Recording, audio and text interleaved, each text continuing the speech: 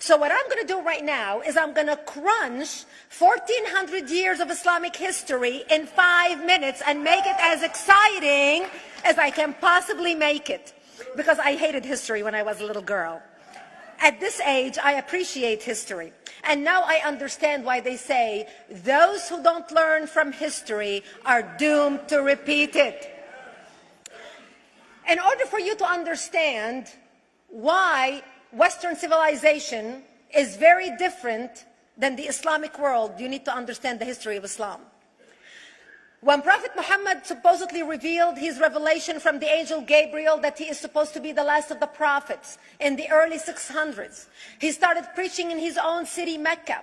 He tried to recruit friends and followers to be able to spread his religion. And he tried for 12 years and failed.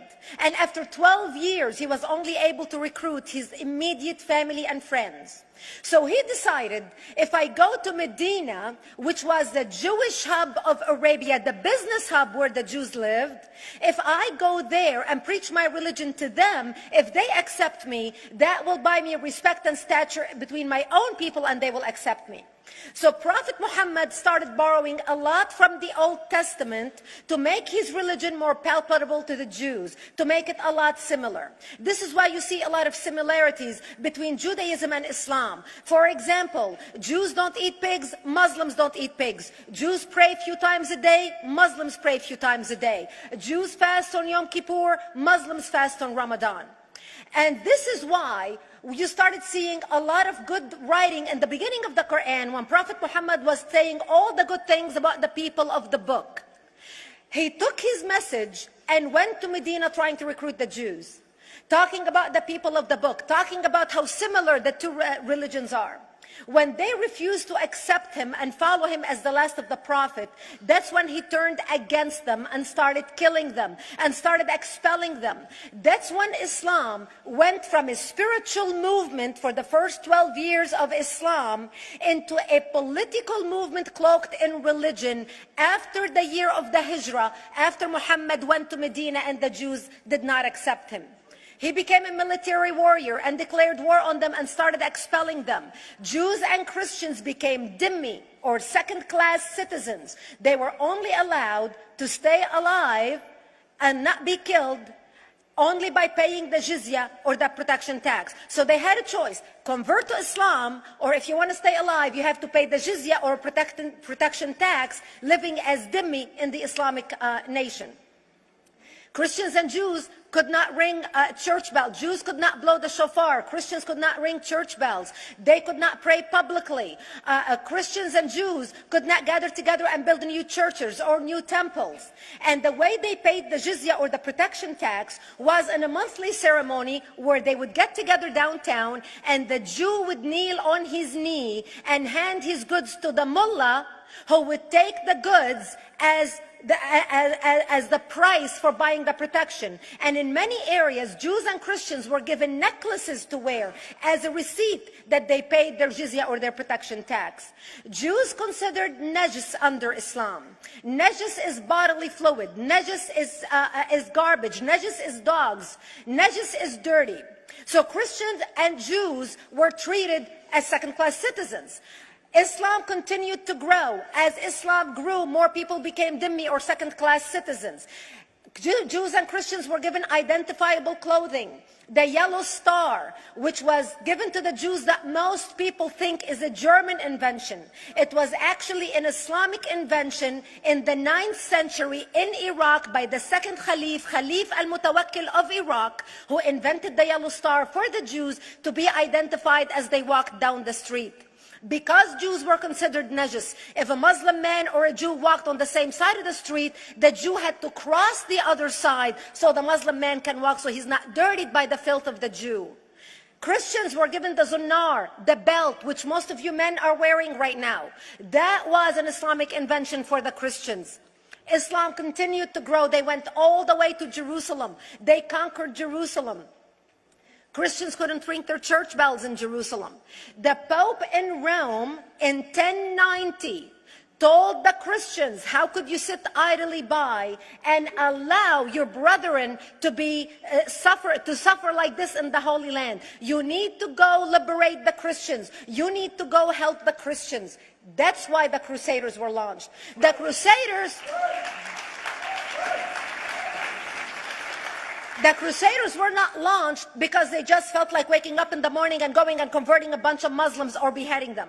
The Crusaders were launched to liberate Jerusalem. And they were able to liberate Jerusalem for less than 100 years before Salah ad-Din al-Ayyubi, Saladin, took it back, and Jerusalem remained under Islamic control until 1967, when the State of Israel liberated Jerusalem, where Christians, Jews, and Muslims could pray under the same sky.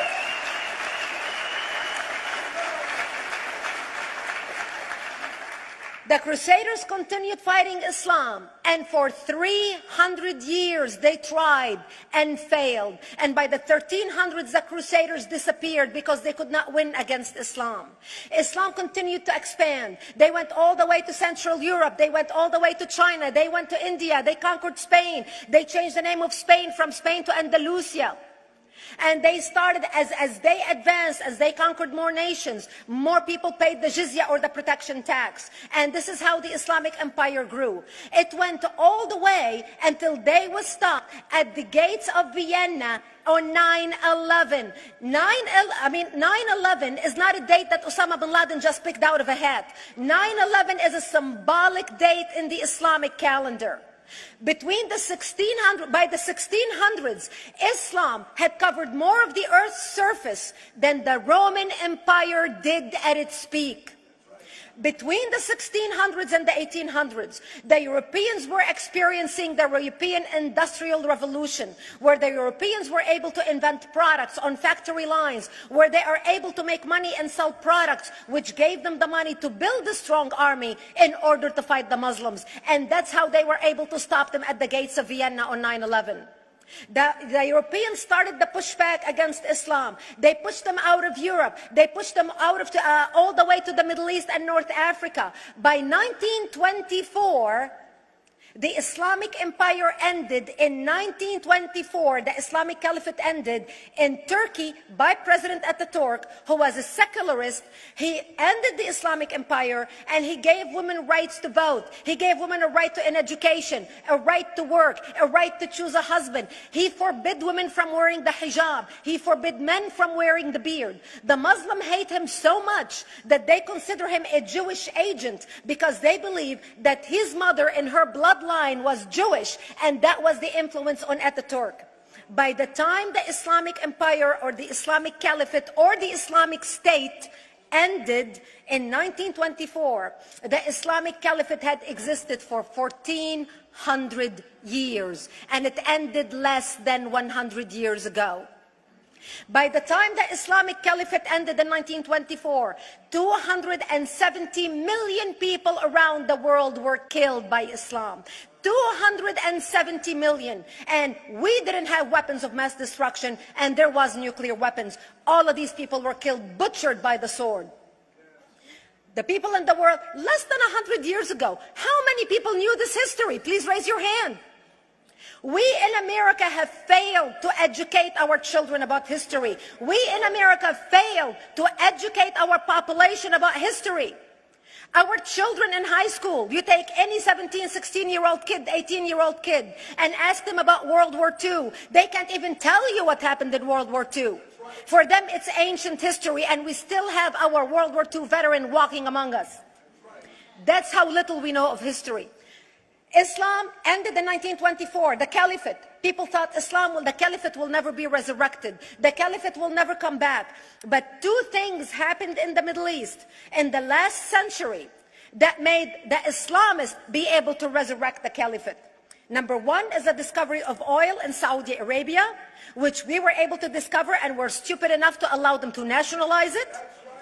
And the number two that happened was Ayatollah Khomeini coming to power in 1979. That gave the Islamists the money and also the spiritual covering in order to explode on the world stage. And people say, oh, well, the Wahhabis exported their Wahhabi radical religion.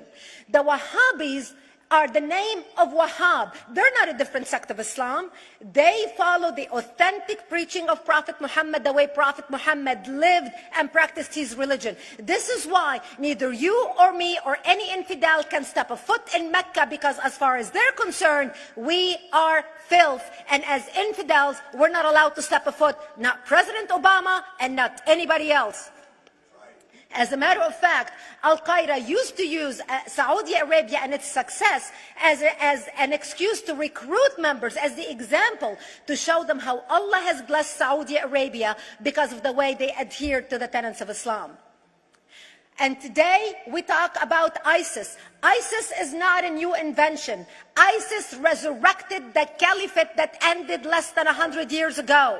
Except we are too ignorant and too uninformed to understand what ISIS is doing and why ISIS is succeeding.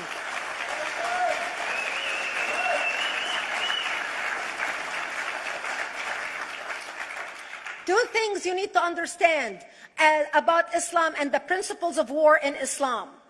One is the law of taqiyya, which means lying and deception.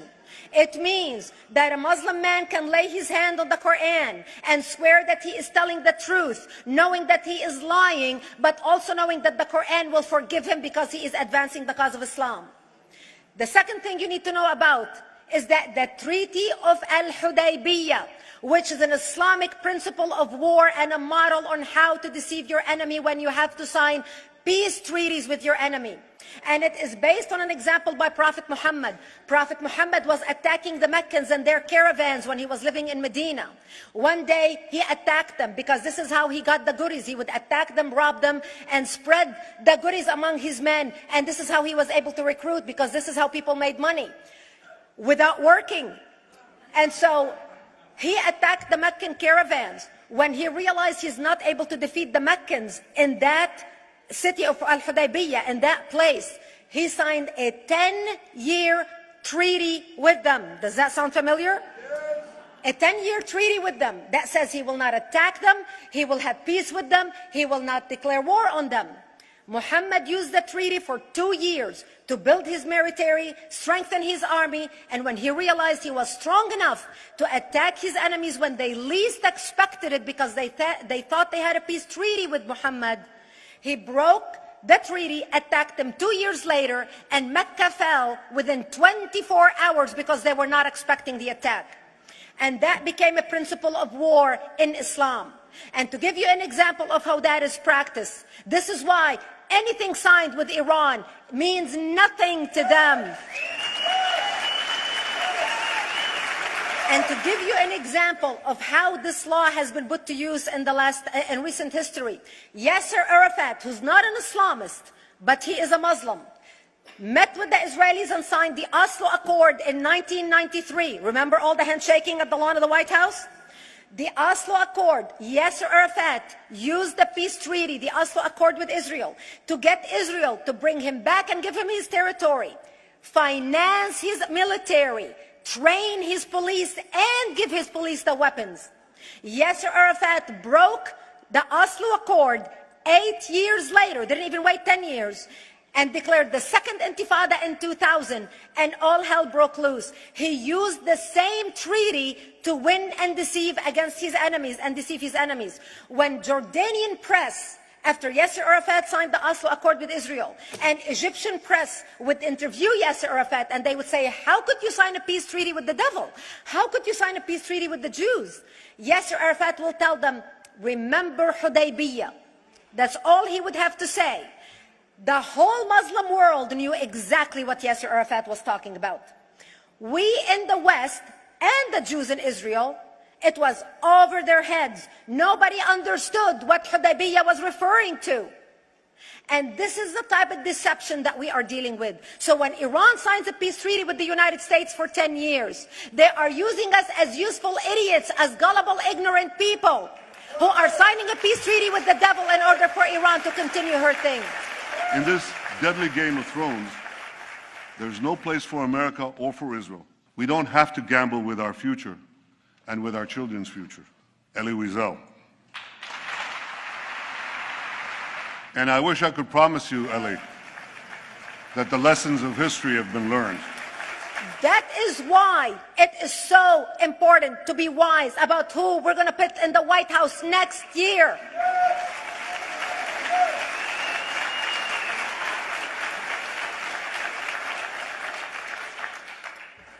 This is why it is very important that whoever we're going to elect next year to office, that the next president be well informed about the history of radical Islam, understand our enemy, understand what ISIS is all about, understand what their end goal is. And this is exactly, people are wondering how come ISIS is having such success recruiting people from all over the world. They exploded all over the world. The Pew Research did a poll, and of course the Pew Research is not Bריג'יט Gavriel, is not Fox News, is not Tony Perkins. The Pew Research did a poll in 2013 when they went around the world and interviewed Muslims from Islamic countries all over the world. And they asked them two questions. Would you like to have Sharia law as the law of your country? And would you like to see the Islamic Caliphate? And remember, this was in 2013, before ISIS. The 5 top countries in the world, in the Islamic world, the 5 top Islamic countries: Indonesia, 204 million Muslims. Indonesia, Pakistan, Egypt, Nigeria, and Bangladesh. 77% of Muslims interviewed in these Islamic countries, 77% want the establishment of Sharia law and want the establishment of an Islamic state. That means 77% of the world, quote, moderate Muslims agree with the establishment of ISIS and what ISIS is doing. Let's not fool ourselves. This is very important, that whoever we're going to elect is going to be somebody who is strong on national security, who's going to put America first, who's going to make America great again, who's going to send a strong message to the world. The minute he walks into office, whoever we elect, that the world is going to realize that this person you're not going to mess with, because he could care less about what you think, what the UN thinks, what the world thinks. They can all go to hell. We care about America and only the United States of America. I hope that we learn from the lessons of history, that we learn from the Elie Wiesels, from the Brigitte Gabriels, and many others who are warning America about what's to come. May God bless you one and all, and may God bless the United States of America. Thank you.